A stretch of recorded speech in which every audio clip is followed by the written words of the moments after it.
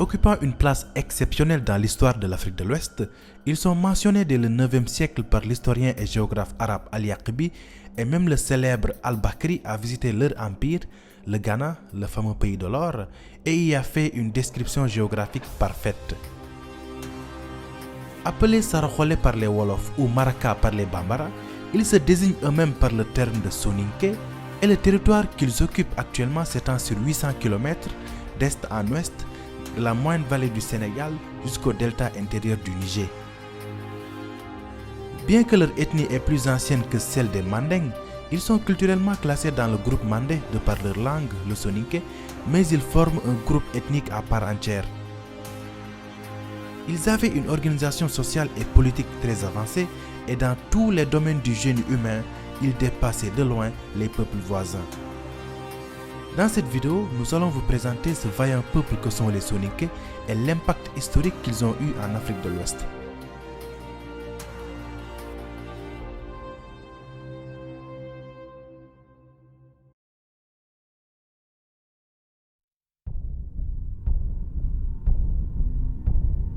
L'historien Abdoulaye Bathily évoque une origine saharienne des Soninké qui auraient migré vers le Sahel au fur et à mesure de l'achèvement du climat au 3e millénaire avant Jésus-Christ. Selon Germain Dieterlen et Diarra Sylla, c'est un homme mystérieux qui répond au nom de Dinga qui serait l'ancêtre mythique des Soninké. Il était appelé Karé, c'est-à-dire ancien patriarche, et serait né en Égypte à Sona, nom que les Soninké avaient donné à Aswan. En Égypte, le Karé appartiendrait à la noblesse et était l'un des lieutenants du pharaon. Ainsi, selon cette thèse, les Soninké seraient originaires de la Haute-Égypte, dans la région de Sona, et selon la tradition orale Soninké rapportée par plusieurs Guesséré, autrement dit griots Soninké, leur nom même signifierait un habitant de Sona. C'est pour cette raison qu'ils sont aussi appelés Aswaniques, c'est-à-dire habitants d'Aswan.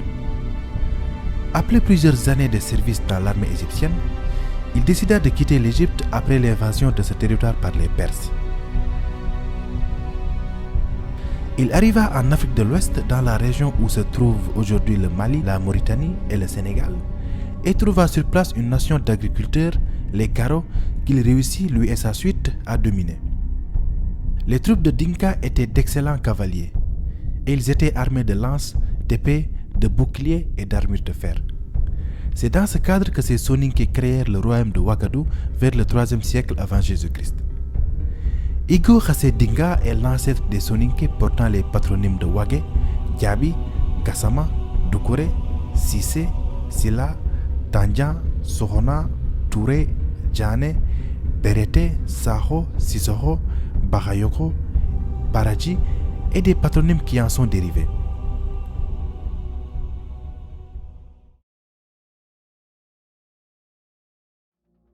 Comme dit plus tôt, le royaume du Ouagadougou qui deviendra l'empire du Ghana aurait été fondé vers le 3e siècle avant Jésus-Christ par une population armée venue de l'Est et conduite par un dénommé Igo Khassé Dinga. Les sources arabes sont à peu près d'accord avec la tradition orale Saraxolé. D'après le Tarikh et Soudan, histoire du Soudan en français, le Ghana aurait été fondé au 3e siècle avant Jésus-Christ par un peuple noir de cultivateurs. Une autre source, probablement occidentale, parle de la création du royaume par des Berbères venus du nord, fuyant l'invasion romaine. Le royaume fut par la suite dominé par les Soninké, peuple animiste vivant à la limite sud du Sahara. Mais cette thèse a été formulée en pleine période de colonisation pour nier l'origine noire de l'empire. Dans les premiers siècles de notre ère, le Ouagadougou, gouverné par Kayamagan Sissé, fondateur de la dynastie des Sissé Tunkara, finit par dominer un vaste territoire du fleuve Sénégal jusqu'au fleuve Niger. Le roi fondait son pouvoir sur le culte du Ouagadougou Bida, le dieu serpent, et portait le titre de Kayamagan ou roi de l'or. Il n'y avait pas de problème de succession, car la tradition plaçait automatiquement sur le trône le fils aîné de la sœur du roi. Donc, comme les Sérères, les Soninké aussi avaient une société matrilinéaire. En 1734, les premiers arabo-berbères pénètrent au Ghana. L'occupation du Maghreb par les Arabes favorisait le trafic de l'or et des esclaves entre le Ghana et Sidi Massa, provoquant son ouverture et le développement du commerce transsaharien. L'empire du Ouagadougou, comme celui de Rome, fut d'abord celui d'une ville, une capitale dont le nom se trouve mentionné pour la première fois, semble-t-il, dans les écrits de Al-Yaqbi et dans Mourouj al-Dhahab, autrement dit les prairies d'or de Al-Masoudi. Il fut visité dans la seconde moitié du Xe siècle par le célèbre géographe arabe Ibn Hawqal et même Al-Bakri, donnant au siècle suivant une description assez détaillée de l'empire. L'empire n'était appelé Ghana que par les Arabes qui la firent connaître sous ce nom en Europe et en Asie. Mais ce nom n'était pas sans doute la bonne. Si l'on en croit à Al-Bakri et ses récits sur le Soudan occidental, ce terme serait l'un des titres portés par le souverain, que l'on désignait encore sous celui de Kaye Magan ou tout simplement Magan, qui signifie maître. Quoi qu'il en soit, l'empire s'appelait le Ouagadougou et la ville principale était connue de ses habitants sous le nom de Koumbi ou encore Koumbi Salé. Au fur et à mesure que les années passent, l'opulence de cet empire animiste attirait les convoitises de ses voisins musulmans. Dès 1042, des berbères convertis à l'islam, les Almoravides, aidés par le légendaire Wardjabi du Tekrour, de Père Soninké, entreprirent la conquête du Ouagadougou.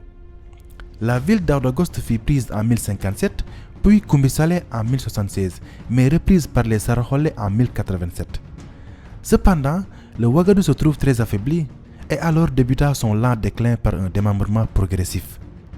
Les populations de l'empire, hostiles à l'islam imposé par la force, commençaient à immigrer. Ceci, additionné à la chasseresse qui avançait vers le sud, rendait le Ghana invivable. Les guerres, la chasseresse, les risques de famine et l'épuisement de l'or collecté avaient contraint les Soninké de l'empire de Ouagadougou, qui peuplaient le Sahel, à émigrer par vagues successives à des époques diverses vers le sud, sur les rives du Sénégal et du Niger, notamment dans la région du Mandé. La nation se dépeuple et ses armées se trouvent donc moins puissantes. Après la chute de l'empire, les Soninké se dispersent dans toute l'Afrique de l'Ouest, donnant ainsi naissance à partir du XIIe siècle à plusieurs sous-ethnies, dont les Bozo, Soninké devenus pêcheurs sur le fleuve Niger. De ce fait, le royaume mandingue de Djara et celui du Soso de Soumankhourou Kanté acquièrent leur indépendance et le vaste empire du Ghana ne se limitait plus qu'à son noyau originel, le petit royaume du Ouagadougou. Plus tard, les Soninké qui avaient remonté le fleuve Sénégal créèrent le Ngalam, ancien royaume qui se trouvait au sud du Fouta Toro et à l'est du Djolof. Le roi portait le titre de Tunka, titre qui était attribué aux princes dans l'empire du Ghana. Ils ont également propagé l'islam, car les Saraholais font partie des premiers en Afrique subsaharienne à être islamisés. C'est à cause de toutes ces migrations que le voyage est une tradition chez les Soninké.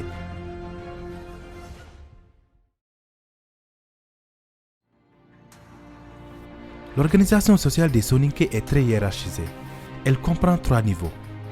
En premier, on a les nobles, hommes libres appelés Oro, auxquels appartiennent les Tunkalemu, princes prétendants à la couronne, les Mangou, courtisans guerriers ou confidents des Tunkalemu, et les Modilemu, imams, marabouts ou guides religieux. Ensuite, on avait les hommes de caste ou Nyahamala, auxquels appartiennent les forgerons, les travailleurs du bois, les griots ou les cordonniers. Et à la fin, on a les captifs ou Komo.